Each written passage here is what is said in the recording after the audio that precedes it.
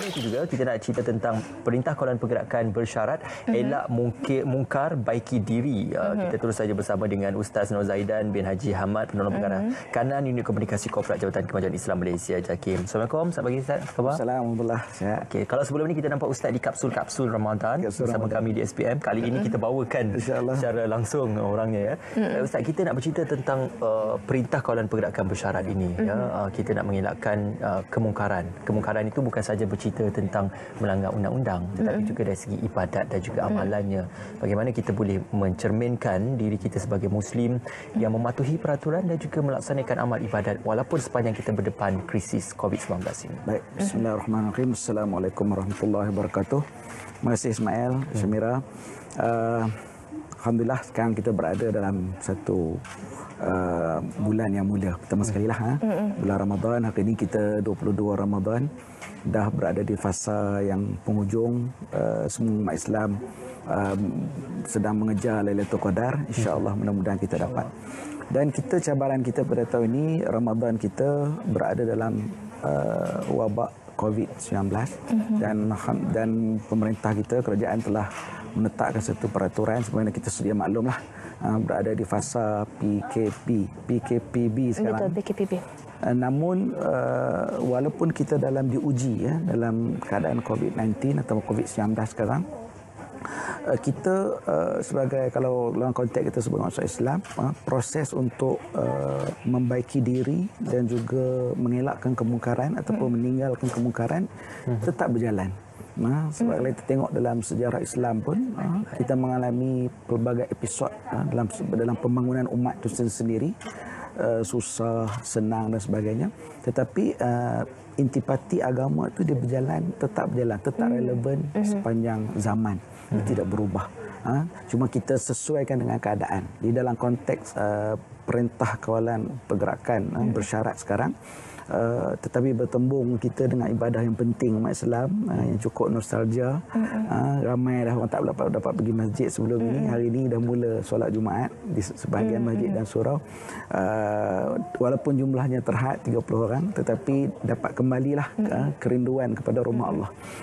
Jadi proses membaiki diri dan juga mencegah kemungkaran itu tetap berjalan. Tetap berjalan walaupun dalam keadaan kita terhad. Hari ini cukup istimewa. Kita kena melihat apa yang Allah bagi pada kita hari ini sebagai satu yang ada hikmah di sebaliknya. Kalau dulu kita pergi masjid, pergi surau bersemayang, follow imam, ikut imam. Hari ini cabaran kepada ayah-ayah dekat rumah untuk menjadi imam kepada keluarga dia. Ini juga satu proses meningkatkan kualiti diri dia sebagai seorang ketua keluarga dan juga ahli keluarga untuk mengikutinya. Itu dalam konteks yang keluarga. Bagi golongan yang bujang, yang berkahwin pun sama. Solat jemaah kena buat, ibadah tu kena buat di rumah. Dan di masa yang sama meninggalkan kemungkaran. Benda tu bergerak seiring lah. Dia tak boleh setengah orang berfikir nak tunggu aku dah pencen lah, nak tunggu dah aku kata apa dah berumur sikit baru nak memperbaiki diri, sekarang nak enjoy dulu. Tak boleh. Dia memperbaiki diri dan juga mengelakkan kemungkaran itu dia perlu bergerak seiring. Perlu bergerak seiring sebab itu proses diri kita. Sebab itu dalam hidup kita ni ada baik dan juga ada buruk. Kita ada insting untuk buat kebaikan dan juga insting untuk buat keburukan. Memang semua orang ada. Orang Islam khususnya lah, dalam Al-Quran dah tersebut, ya Allah dah sebut dah, fa'alhamaha fujuraha wa taqwaha. Maknanya dalam diri kita ni Allah dah ilham dah untuk buat kebaikan dan juga keburukan. Itu terpulang pada kita. Justru itu orang yang memilih kepada membuat kebaikan berartinya dia berada di jalan-jalan yang benar. Dia mengimpikan nikmat syurga. Tapi kalau kita memilih sebaliknya, ilham yang untuk buat buruk tadi, maka kita kena bersedialah dengan dengan habuan ataupun balasan ketika kita kembali kepada Allah SWT. Jadi justru itu Ramadan adalah peluang dan medan yang terbaik untuk kita perbaiki diri kita. Walaupun kita dalam kesempitan, kesusahan sekarang, tetapi tidak pernah menutup ruang dan peluang untuk kita baiki diri kita. Hari ini teknologi kita boleh guna macam-macam, kita boleh guna. Kita tidak boleh kita tak boleh memberi alasan pergerakan terhad itu menjadi alasan untuk kita tak boleh baiki diri. Kita tak boleh bagi alasan bahawa pergerakan terhad itu menyebabkan kita kena komit kebongkaran. Tak boleh. Sebab apa keadaan sekalipun, Islam tu dia relevan sepanjang zaman. Betul. Dan boleh kita sesuaikan. Situasi apapun. Situasi apapun. Jadi kita jangan cuba nak tuding orang lain, tuding keadaan. Aku tak boleh buat ni sebab ini. Kita suka tuding kan. Jadi dalam Islam dan benda ni pun relevan dan bersifat universal. Saya kira sahabat-sahabat kita daripada agama lain, bangsa lain juga boleh menerima konsep yang sama. Ustaz, sebenarnya saya setuju dengan Ustaz kata hikmah daripada PKP ini, di mana suami yang tidak pernah mengimamkan isteri dan juga anak-anak mengambil kesempatan ini untuk mengimamkan mereka. Tapi ada juga yang mengambil perkara ini disebabkan mereka terlalu banyak masa terluang di rumah. Jadi kadang-kadang dia jadi macam malas tahu. Betul. Jadi bagaimana Ustaz sarankan kepada golongan ini supaya terus beribadah? Allah sebut dalam Quran, innallaha la yughayyiru ma biqaumin hatta yughayyiru ma bi anfusihim.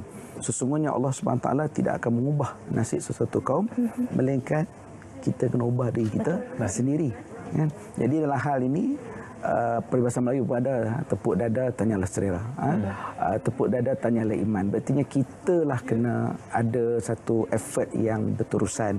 Memang dalam hidup kita ni cabaran tu sangat tinggi. Apatah lagi kalau duduk dah terlalu lama di rumah, bosan pun datang. Bosan pun datang. Waktu tu dah mula dengan karenah anak-anak lagi, melompat sana melompat sini, datang macam-macam perasaan dalam diri kita. Tetapi kita kena rasionalkan lah. Kalau kita memilih hidup kita untuk kita menyebabkan sesuatu yang mendatangkan implikasi buruk pada diri kita, kita kena tanggunglah akibat tersebut. Berarti kita lah kena berusaha bersungguh-sungguh. Dalam keadaan cabaran yang begitu yang kita ada sekarang ni, kalau kita rasa diri kita mudah untuk tewas dengan keadaan ini, kita kena buat sesuatu. Sebab tu kita kena mempelbagaikan medium dalam usaha kita untuk memperbaiki diri itu, untuk mengelak kemungkaran dan memperbaiki diri itu. Medium tu kena perbagaikan. Mungkin kita boleh sekali-sekali media sosial, alhamdulillah lah, of course lah kan. Mungkin boleh berhubung dengan sahabat kita. Sekarang banyak orang buat tazkirah secara online. Semua orang ber-FB live dan sebagainya. Itu one of the way. Satu cara untuk kita perbagaikan supaya mendatangkan keseronokan. Ibadah ni kena ada datang elemen seronok. Kita tak boleh, kita kata tak boleh satu metod saja. Kita kata boleh menyeronokkan, tak semestinya.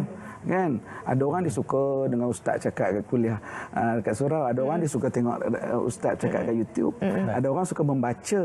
Ada orang suka berbual dengan kawan untuk bercerita tentang agama. Kan? Hari ini pun PB ni pun kita dah boleh pergi ke kedai-kedai makan dengan syarat tertentu, bolehlah jumpa kawan kita dengan mengikut syarat yang ditetapkan oleh kerajaan. Itu juga salah satu cara. Jadi kita menjawab soalan Syamira tadi, makna kena mempelbagaikan. Selain daripada kekuatan diri kita sendiri, bergantung pada Allah, berdoa di 10 hari terakhir, malam terakhir Ramadan ini, minta Allah beri kekuatan kepada kita supaya kita boleh bergerak ke arah kebaikan itu dengan kekuatan diri kita sendiri. Itu tetap kita kena buat. Tapi di masa yang sama, kepelbagaian effort atau usaha tu kena ada. Sebab itu kena ada rangkaian antara kawan-kawan kita. Walaupun kita tak boleh bergerak terhad sekarang, nak berjumpa dah tak boleh ada close contact, close conversation dan sebagainya, tetapi boleh menggunakan media-media yang ada supaya kita nak naik minat tu, minat untuk memperbetulkan diri kita, memperbaiki diri kita. Sebab diri kita ni memang kena sentiasa dimuhasabah, diperbetulkan. Anak-anak kita berada 10 terakhir Ramadan, inilah medan yang terbaik. Bangunlah malam. Kan, ambillah semayang sebelum kita bersahur. Kan, sahur kita sekitar 4:45 pukul 5 kan. Allah, 5 minit tahajud. 5 minit ni Maya Mira kan. Boleh buat tahajud, boleh buat hajat, boleh buat solat taubat. Kan? Mana tak ada masalah. Nak panjang sikit ambil 10-15 minit. Itu atas kita. Betul. Allah menyediakan peluang kepada kita. Allah menyediakan medan kepada kita. Allah Maha Penyayang, Maha Pengasih, Maha Penyayang. Sesuatu yang Allah bagi itu mesti ada hikmah. Dan dia tetap bersifat pengasih dan penyayang pada hamba. Jadi inilah medan dan peluang untuk kita baiki diri kita, untuk kita pulihkan diri kita, untuk kita cari yang kata apa, tunjukkan kelebihan dan kekuatan diri kita. Okey. Ustaz ada menyebut tentang bagaimana kita mengkagumi dan juga menikmati kita kata Allah itu sebagai Tuhan yang Maha Penyayang. Saya teringat disebutkan dalam surah Al-Baqarah ayat 286 yang bermaksud Allah tidak akan membebani seseorang melainkan didaya olehnya. Dia akan mendapat pahala atas kebaikan yang diusahakannya dan juga akan mendapat dosa atas kejahatan yang diusahakannya. Ada yang memberikan tamsilan dan juga pandangan bahawasanya sekiranya kita diuji melambangkan Allah sayang kepada suatu umat ataupun kaum. Tetapi bagaimana pula mereka yang tidak diuji ataupun diberikan kesenangan? Adakah itu menggambarkan bahawasanya kasih sayang Allah itu tidak ada kepada ataupun satu kaum itu, ataupun keadaan yang sebaliknya itu boleh berlaku, Ustaz? Okey. La yukallifullahu nafsan illa wusaha. Saya sebut teks saya sikitlah maksud tadi. Artinya dalam hidup kita ni memang Allah tak akan bebankan kepada umat manusia melainkan kita sendiri mampu, kan? Jadi itu konsepnya lah. Berarti dalam kehidupan kita, kalau Allah nak bagi sesuatu tu kepada seseorang, sebab dia Maha mengetahui. Dia tentukan dah orang si A ni dia mampu buat apa.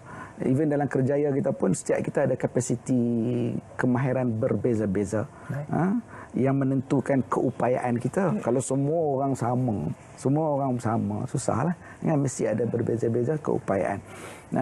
Termasuk juga situasi kehidupan. Ada orang Allah bagi dia, Allah takdirkan kepada dia atas usaha yang dia buat, dia mendapat kesenangan hidup. Kan? Ada orang atas usaha yang dia buat, dia mencapai kesusahan hidup. Atas laluan yang dia lalui. Semua orang berbeza-beza. Tetapi kecintaan dan baik sangka kita pada Maha Pencipta tu kena ada. Kena ada. Sebab tu dalam hidup kita yang dikatakan konsep takdir tu maknanya apa yang Allah takdirkan untuk kita. Tapi bukanlah dia takdir untuk kita tu kita jadi macam okeylah aku takdirkan susah-susah lah aku. Tak. Dia ada tuntutan untuk kita berusaha. Betul. Berusaha. Sebab itu kita ada minta sentiasa berdoa, kena berdoa menambah rezeki. Berdoa supaya menambah umur, panjangkan umur. Mana kenapa? Sebab kita nak panjang umur, contohlah kan kalau dalam konteks umur, bukan panjang umur biasa-biasa saja, panjang umur dalam keadaan beriman. Ala ta'atika wa ta'ati rasulika, dan doa hari kelahiran kan. Maknanya kenapa kita panjang umur? Supaya kita taat pada Allah. Jadi apabila kita panjang umur dan juga mendapat apa saja rezeki kita, mesti dalam konteks ketaatan kita pada Allah Ta'ala. Jadi kalau kita dapat sedikit, alhamdulillah, ada hikmah dia. Kadang-kadang ada orang dapat sedikit, dia beriman. Bila dia dapat banyak, dia lupa. Masa sikit, sedekah. Dia dapat banyak, lupa pula nak sedekah. Maknanya kesenangan itu satu ujian untuk dia. Bukan nikmat. Ada orang dapat kekayaan, dia dekat dengan Allah. Artinya kekayaan itu nikmat. Tapi kalau dia dapat kekayaan, dia lupa Allah, itu bukan nikmat, itu ujian. Malah jadi bala kepada diri dia. Dulu waktu susah boleh tolong orang, boleh bersedekah, boleh keluar zakat, contoh. Apabila dah kaya, contohnya sayang pula nak keluar zakat. Ada pula sebaliknya, masa kaya baik, berdekat kepada Allah, Allah sayang aku lah, ya Allah syukur. Tiba-tiba susah, lupa Allah. Allah tak sayang aku ni sebab aku susah. That's wrong, salah. Hidup kita ni, apa saja ketentuan Tuhan kepada kita, mesti ada hikmah dia. Dan Allah sayang kita. Tapi usaha kena buat. Bukan kata kita duduk, dah jadi. Apa saja, sama ada kekayaan, kemahiran, whatever. Dia bukan datang begitu saja. Kita nak berbual bercakap-cakap ni pun perlu kemahiran. Bukan dia boleh begitu saja. Abang-abang cameraman kita sini pun kan, makna belajar kemahiran, makna kena explore dan improve makna diri kita. Supaya kita meningkat menjadi satu tahap yang lebih baik dan dalam keadaan berhubung dengan Allah Ta'ala. Ada orang dia tak susah, tak dapat, tak sihat badan dia, tak kaya, tak dapat kemahiran, berhubung dengan Allah. Hari-hari minta ke Allah. Kita kalau kita dalam konteks kita orang Islam, 5 hari kita punya check in kita dengan Allah melalui ibadah fardu kita. Dan ada lagi tambahan sunat sebelum dan selepas. Berarti selagi mana ada kontak kita dengan Allah Ta'ala secara berterusan, kita kena yakin. Dan apa yang dia bagi pada kita tu, itulah setakat hari ini. Jangan pula rasa kecewa. Sebab itu kita doa pada Allah, dia kena doa je. Kalau kita ada 5 perkara kita minta ke Allah, hari-hari 5 lah. Kalau dah dapat 1, 4 lagi. Contoh, kalau belum dapat, minta ke Allah. Jangan jemu pula. Setengah orang dia jemu. Kan? Lepas sebulan, ya Allah macam biasa lah. tak senarai dah 5 tu. Sebab dia ada jemu dan Allah tak minta kan. Dah berapa kali dah aku pergi Mekah, doa depan Kaabah. Balik macam tu juga amanah dia datang. Jadi keberhasilan daripada usaha kita itu, doa kita itu ada di tangan Allah Subhanahu Wa Taala, bukan kita. Jadi hidup kita kena diteruskan. Nama kalau kita kait dalam konteks PKPB kita sekarang ni, kita kena teruskan. Dalam konteks kehidupan kita kena taat pada pemerintah. Kita semua mengharapkanlah supaya tak ada lagi fasa seterusnya. Tetapi apa-apa pun kita kena taat. Pemerintah di semua agensi kerajaan yang ada mempunyai kepakaran masing-masing. Even kita di agensi agama pun kita sentiasa bersama dengan MKN, dengan KKM dan sebagainya untuk membuat keputusan yang terbaik. Contoh dalam konteks kita hari ini, Menteri pada buat pengumuman semalam, kita dah benarkan solat Jumaat dengan mematuhi peraturan-peraturan. Bersyarat. Jadi rakyat di negara kita, khususnya umat Islam yang akan berkunjung ke masjid dan surau Jumaat hari ini, kena bagi kerjasama kepada pemerintah. Kena bagi kerjasama kepada pihak-pihak yang menguruskan masjid dan surau. Supaya operasi kita berjalan lancar. Kalau dalam konteks wilayah kita 30 orang. Satu masjid dan juga satu surau untuk solat Jumaat. Penuh 30, yang lain kita minta izin supaya boleh bersurai dan balik sembahyang di rumah. Jangan nak buat rusuhan pula. Kenapa ni rumah Allah tak boleh masuk? Dia tak faham. Solat berjemaah tu bolehlah join. Boleh. Mana mungkin sekejap lagi solat asar, boleh lagi 30 orang juga Jumaat. Di semua sekali kita tetapkan 30 orang dalam konteks wilayah lah. Tapi ada negeri lain yang berbeza jumlah. Itu tak apa. Itu dalam bidang kuasa masing-masing lah. Tapi yang penting saya kita sini, ketaatan kepada Allah Ta'ala, dia bergerak seiring dengan ketaatan kita kepada pemerintah. Dia tidak ada contradiction. Setengah orang cuba tabur fitnah dalam media sosial. Itulah. Apa ni kerajaan tidak membenarkan masjid, tutup masjid dan sebagainya. Kita tidak boleh bercakap dalam konteks yang mengikut kita punya emosi, mengikut kita punya pandangan. Kita lah hidup ni kita berjamaah, bergerak seiring dengan pemerintah, bergerak seiring dengan masyarakat kita. Mungkin kita boleh melihat contoh di luar negara, boleh fine. Sekarang ini semua orang boleh akses maklumat kan. Tapi setiap negara dia ada realiti yang berbeza-beza. Kan, berbeza-beza. Jadi pemerintah dia buat keputusan di negara masing-masing berdasarkan kepada dia punya realiti masing-masing, situasi masing-masing. Dan alhamdulillah Malaysia macam kita tahulah antara negara yang terbaiklah di dunia dalam pengurusan COVID ni kan. Maknanya kes kita pun berada dalam keadaan yang baik, alhamdulillah. Berkat kerjasama. Kerjasama rakyat jelata tu yang sangat penting. Walaupun kerajaan meletakkan satu sistem pengurusan PKP dan konteks sekarang PKPB ni yang cantik dan smart, tetapi kena melibatkan kerjasama yang terbaik daripada rakyat kita yang berbilang agama dan juga bangsa. Semua orang kena bagi kerjasama. Kalau tak, kita susah. Sekiranya arahan itu baik untuk kebaikan ummah dan juga untuk kemaslahatan bersama, maka ia wajib dipatuhi. Betul. Baik. Satu perkongsian yang cukup kolektif dan juga baik juga. Terima kasih kepada Ustaz Nur Zaidan sekali lagi kerana bersama kami. InsyaAllah kalau dalam perkongsian yang lain, mungkin kalau bukan di perkongsian di sini, mungkin dalam perkongsian kapsul Ramadan juga, penghargaan kepada Ustaz kerana selalu berkongsikan, kita kata, idea-idea dan juga buah fikir untuk mengimarahkan Ramadan kali ini. Terima kasih Ustaz.